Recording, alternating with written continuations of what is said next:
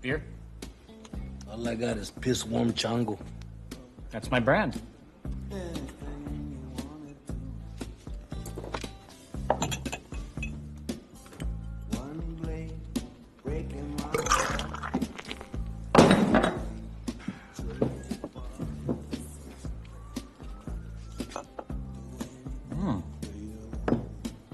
Well, this is damn good. I'd say this is the best beer I've ever had. Actually. You need anything over there? I'm just glad to be alive right now. I was up a few towns away. You know Saragossa? I was visiting a bar there, not unlike this one. They serve beer, not quite as good as this, but close. And I saw something you wouldn't believe. I'm sitting there, see? Small table all by myself. Now this bar is full of real lowlifes. I mean, not like this place here. No, I mean bad. Like they were up to no good. Know what I'm saying? Anyway, I'm all by myself. I like it that way. Meanwhile, things are going on. Under the table kinds of things. Not too obvious, but not too secret either. So, I'm sitting there. And in walks the biggest Mexican I have ever seen. Big as shit. Just walks right in like he owns the place. Now, nobody knew quite what to make of him, or quite what to think. There he was, and in he walked. Dark, too. I don't mean dark-skinned. No, this was different. It was as if he was always walking in a shadow. I mean, every step he took towards the light, just when you thought his face was about to be revealed, it wasn't. It was as if the lights dimmed, just for him. Este huele a cagada.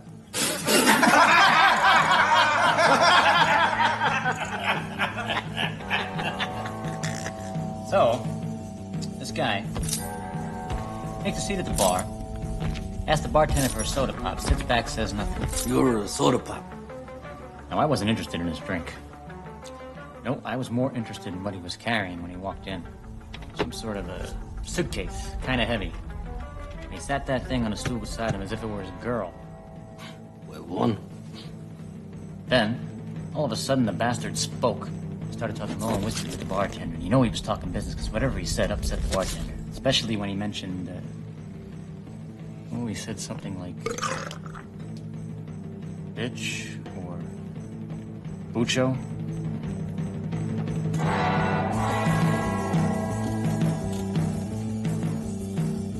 That's what it was. Bucho. Well, whatever he said, pissed off the bartender plenty. Oh, and some of those unsavory characters I was telling you about? Not class acts like these boys here, but real scum. They got pissed too. Started pulling guns and knives and what have you, starting some shit. As a stranger, he bolts out of the bar stool like you wouldn't believe. He grabs his case and he dives right in the middle of the room with it. Just dives right in. Now, I don't know what he does on that floor, but he's up in two shakes. His suitcase is wide open, and he's pulled God knows what out of it, but it's the biggest hand cannon I've ever fucking seen.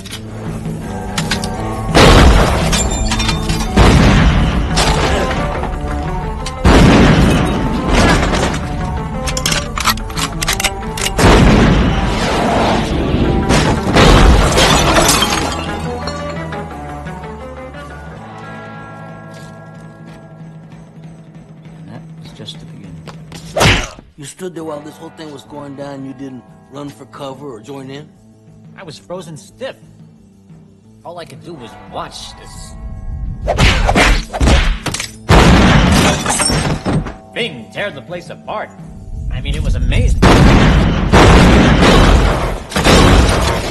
Cutthroat scumbags were coming out of the woodwork and dying much-deserved deaths. Now, don't get me wrong. This was no class act group of guys like you got in here. Not at all. Now, these guys were world-class turds. And I'm sorry, but they got what they deserved.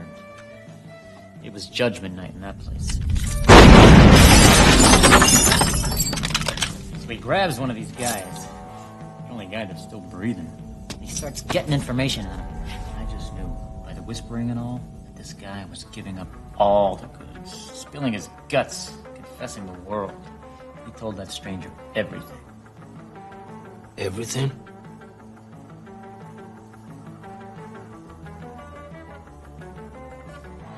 Can I get a cleaner mug? This one's dirty. Fuck you, man. It's the cleanest one I got.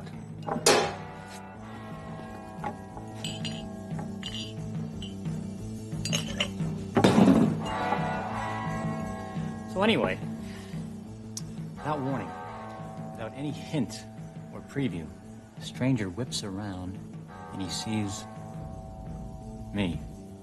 You saw his face? His face? No. His eyes.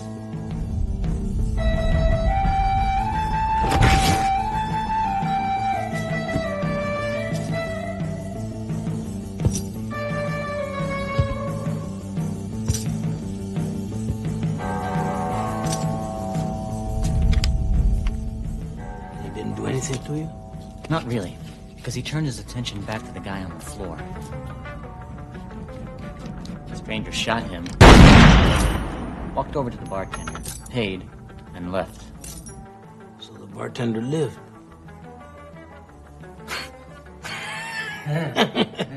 The bartender never gets killed. But, as the stranger neared the door,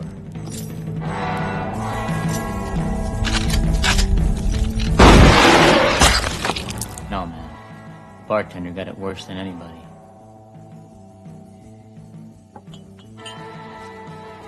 Here, this one's on the house. If you can remember his face. Thanks. But no thanks. I'm clearing out of here, boys. Because I think he's headed this way.